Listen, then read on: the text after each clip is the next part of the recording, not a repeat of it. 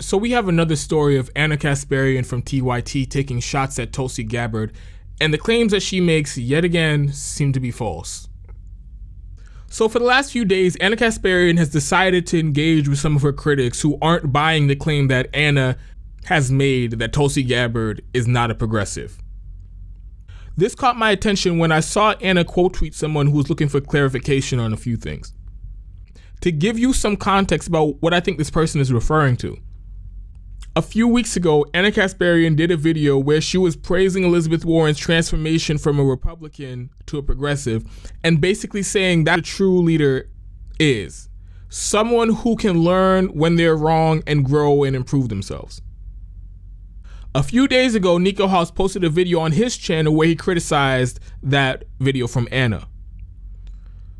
One of Nico's main points was that Anna Kasparian was a bit hypocritical because Anna still holds it over Tulsi Gabbard's head that she had affiliated with an anti-gay group run by her father, who was super religious. Now, Tulsi Gabbard, since she's grown and evolved as a person, realizes that the position that she had before was not correct and it was bigoted. And to be clear, this isn't something that she just came around and said after she announced she's running for president to get the critics off of her back for her past positions. Ever since she's been in elected office, she has 100% of the time voted in favor of LGBT rights, as well as denouncing the group her father founded and her past positions towards gay people.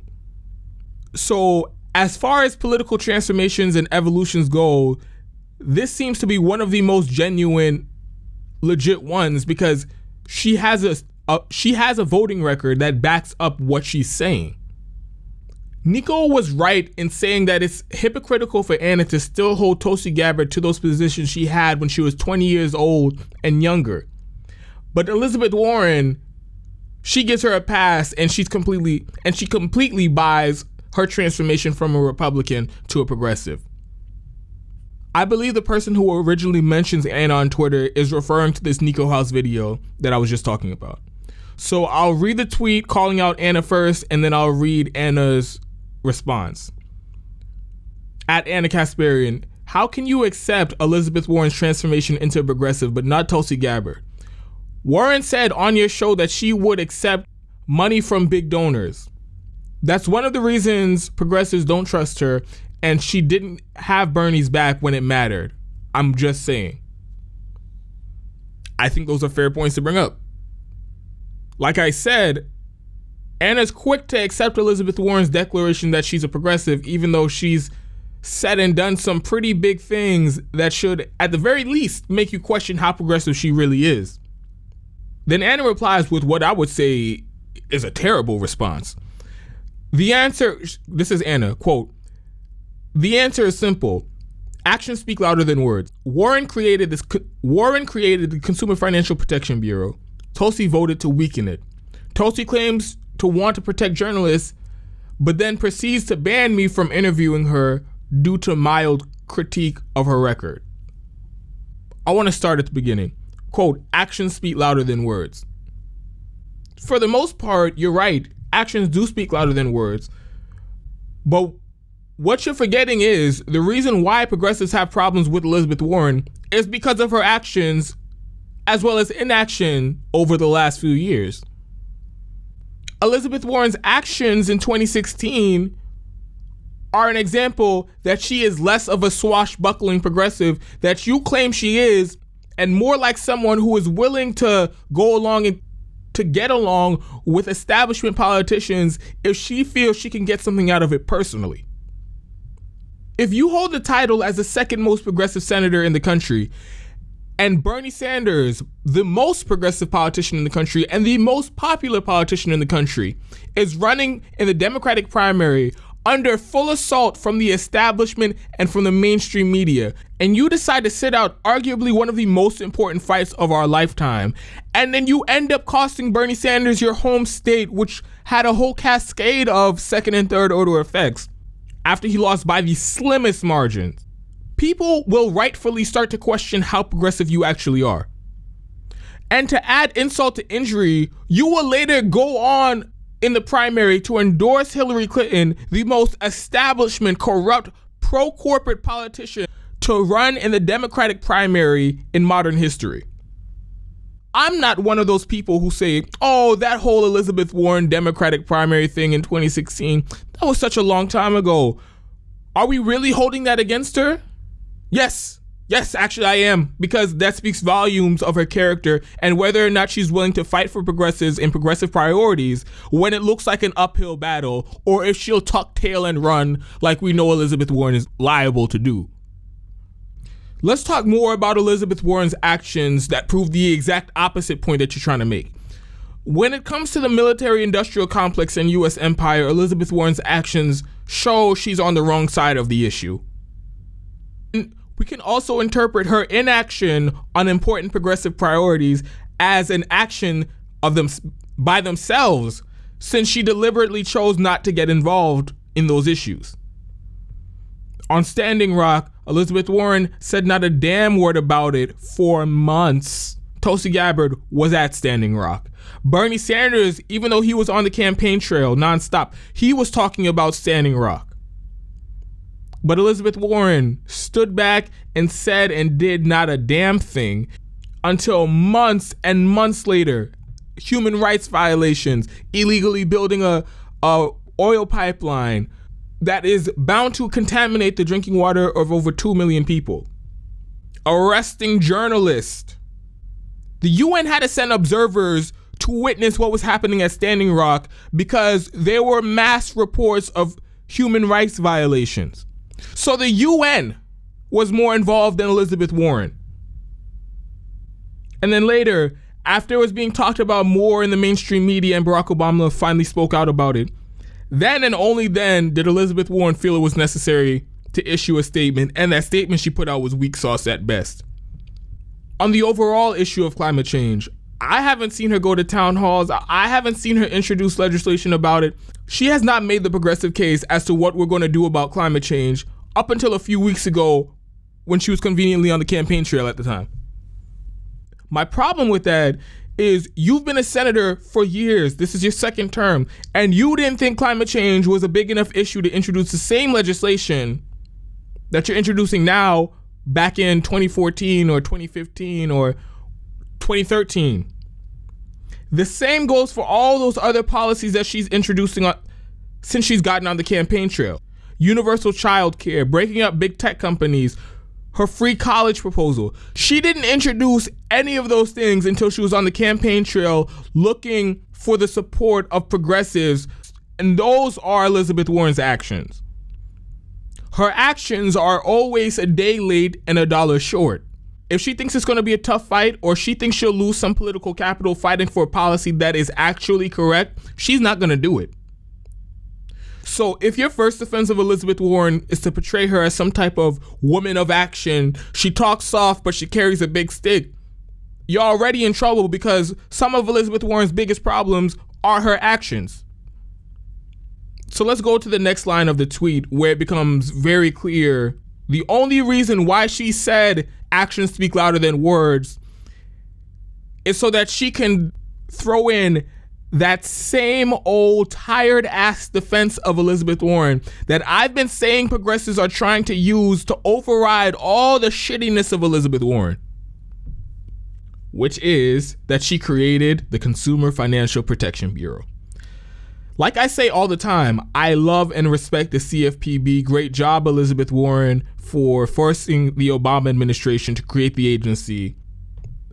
But people have to stop acting like this is some magical suit of armor that deflects any and all criticism of Elizabeth Warren because, you know, she created the CFPB and it's great. Then she says Tulsi Gabbard voted to weaken the CFPB. Now, that's a pretty big charge to level against a progressive candidate, because there's an automatic implication there that if you're against the CFPB, you're a tool for Wall Street and financial institutions. Therefore, you cannot be trusted by progressives. And the evidence presented by Anna of Tulsi Gabbard voting to weaken the CFPB is not strong enough for her to just boldly make that claim, providing absolutely no context and no caveat. What she's referring to is in an article that she posted 2 days ago from 2014, where Tulsi Gabbard voted to scrap a specific rule from the CFPB when it came to auto financing loans and discrimination. At face value, voting to get rid of a CFPB rule looks bad. But in context of what Tulsi Gabbard was looking to achieve with that bill, there can be a perfectly valid reason as to why she opposed the rule. It's very nuanced, and if I get into all of it, I'm going to go into like an 8-minute tangent, so I think I might just make a separate video on that.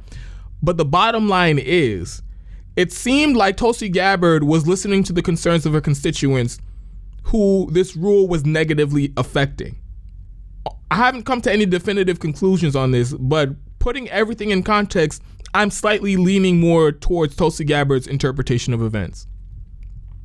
And my problem with Anna here is she isn't acknowledging that this is a very nuanced vote and bill that she's trying to use against Tulsi Gabbard. Instead, she's trying to make it seem as if it's a black or white issue. Either you 100% support the CFPB and everything they've ever done is 100% correct and they could never be wrong ever, or you're someone who votes against the CFPB, you're a stooge and a tool for Wall Street and financial institutions, and you're in bed with corporate Democrats and Republicans and lobbyists in an attempt to fuck over consumers to serve big donors. I don't buy that framing. Like I said earlier, once you look into this, you see there's a very plausible explanation and a reasonable explanation as to why Tulsi Gabbard voted yes on that bill. Now I want to get to the last part of her tweet, which is also the most ridiculous, off-the-wall part of this entire tweet. Quote, Tulsi Gabbard claims to want to protect journalists, but then proceeds to ban me from interviewing her due to mild critique of her record.